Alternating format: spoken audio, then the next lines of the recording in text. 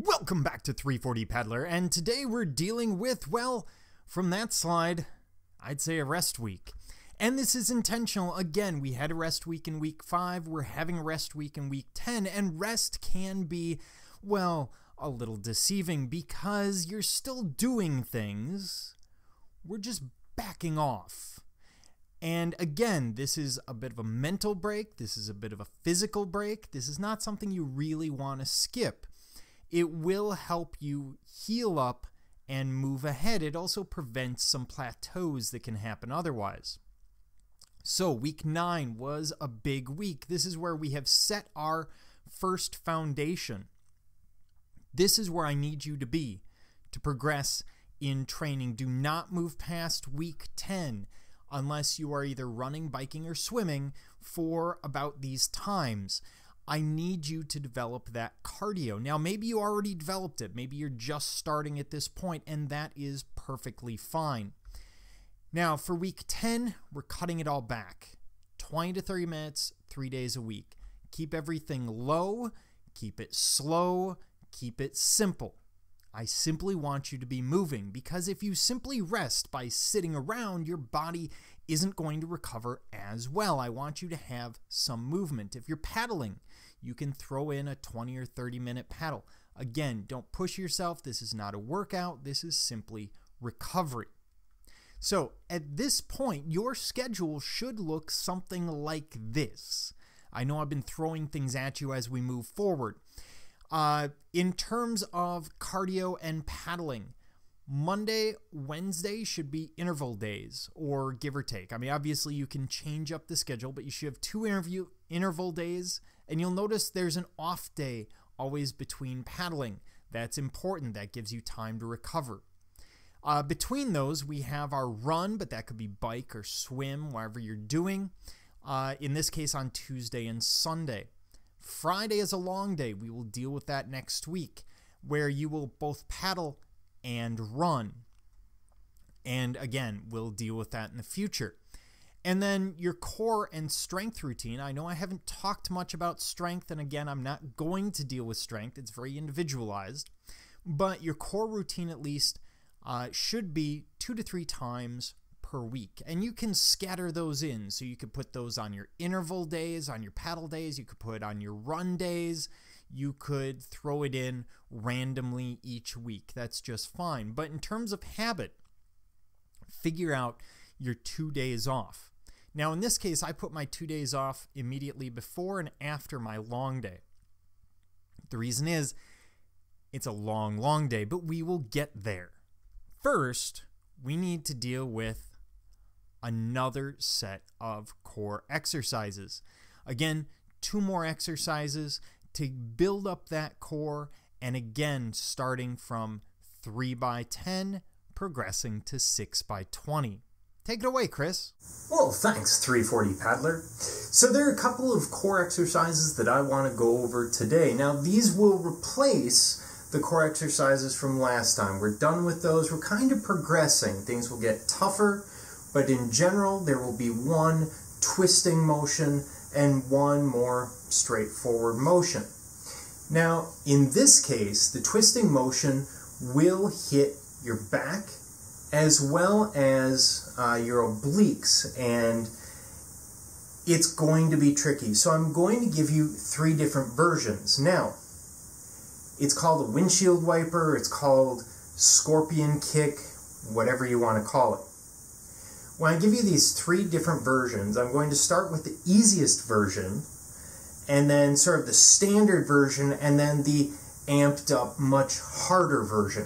The reason is, some of you will be weaker than you would expect. You will find a great deal of difficulty doing, for example, the most advanced version, and that's fine. Start with the lower version. You can always progress later.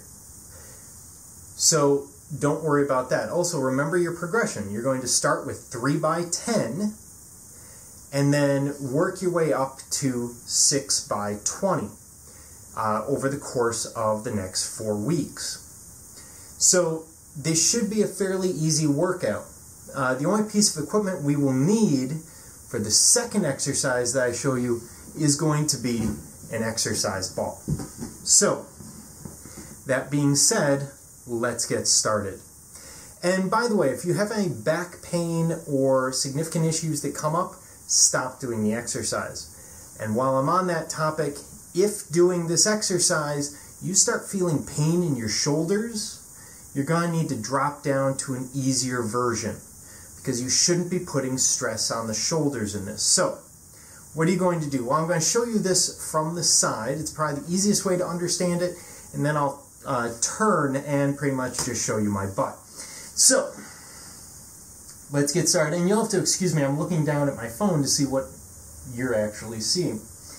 So that I'm actually, in the frame and capable of being on camera.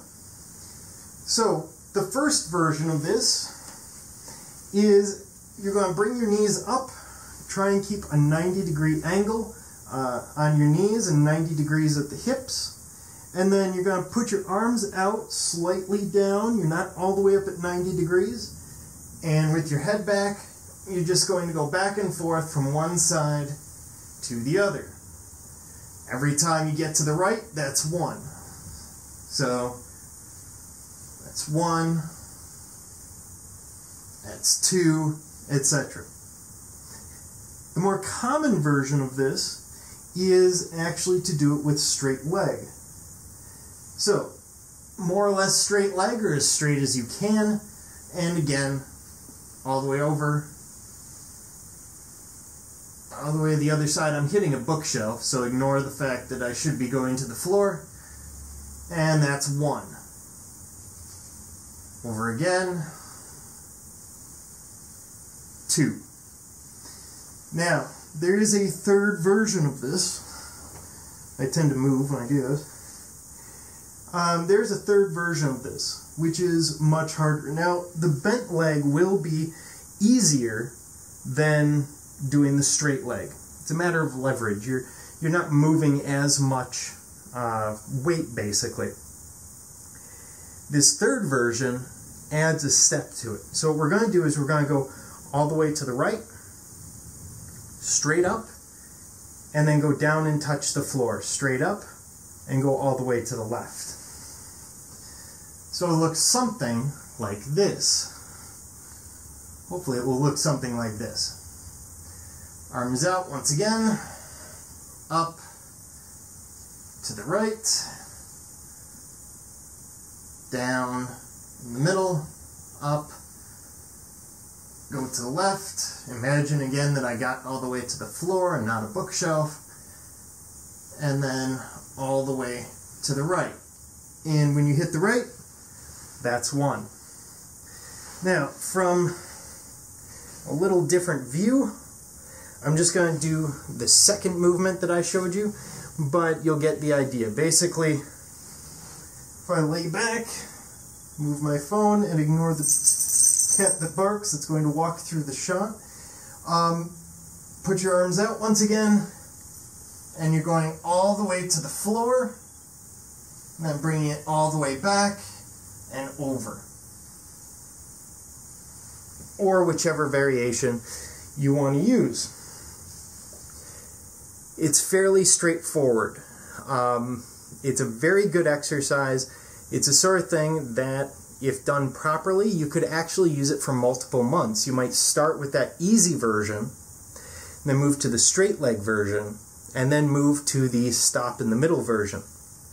So you could use this for 3 months if you chose to, if you wanted to add it on to the rest of your routine. That's perfectly fine. But I will be replacing this later on, and I may use a harder variation of it later on. So, let's get on to our second element. So now, we have our second piece. And the second core exercise we're going to do, I've heard them referred to as Supermans or a number of other things. I should say my exercise ball isn't fully inflated right now. You would want yours a little stiffer than this, but I'm not currently using it for my own workouts right now. So what you're going to do is you're actually going to get on top of the exercise ball. You're going to kneel on top of it, put your hands down shoulder length or shoulder width apart in front of you. so that you can kneel down on the ball. And I'm actually going to scoop forward a little bit here. And your arms are roughly beneath your shoulders. What you're going to do is actually push back and stretch out. So it looks something like this.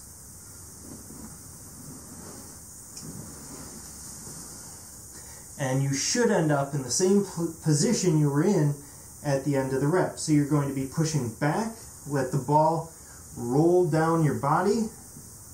As you get level, what's going to happen is you're actually going to bring your head down and stretch back so that your arms start to straighten out, or as far as you can.